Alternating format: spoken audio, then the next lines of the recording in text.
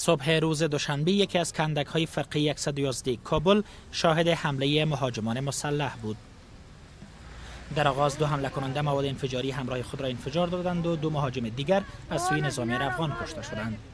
این نظامیان توانستند یک مهاجم دیگر را زنده بازداشت کنند. ساعت 15 بجې سهار چې اول د سپک وسلو غږونه اورېدل، بعد نیم ساعت د جنګ لږ غلی و، داسې نه کېدل، بعد هغې نه له درنو وسلو څخه کار اخیستل کېده، لکه راکټ، پیکاو، داشکام، دغې وسلونو څخه کار اخیستل کېده.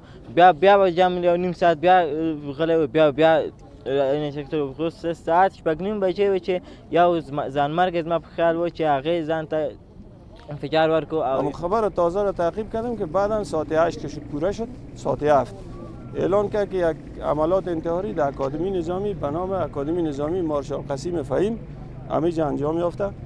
باز ما از اینکه بچه مسئول بود اونجا، مسئله خب میفهمه که حتی یک لباس شخصی را اجازه ندارن که بپوشن، تلفن ندارن.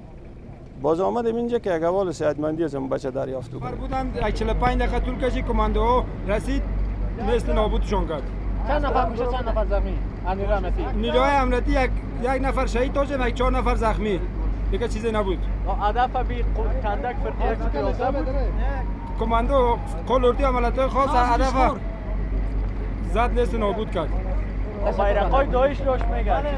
داعش بودن، بایرق داعش بود. دولت وزیری سخنگوی وزارت دفاع افغانستان میگوید که در این حمله 11 عضو اردوی ملی افغانستان کشته شده و 16 تن دیگر زخمی شدند.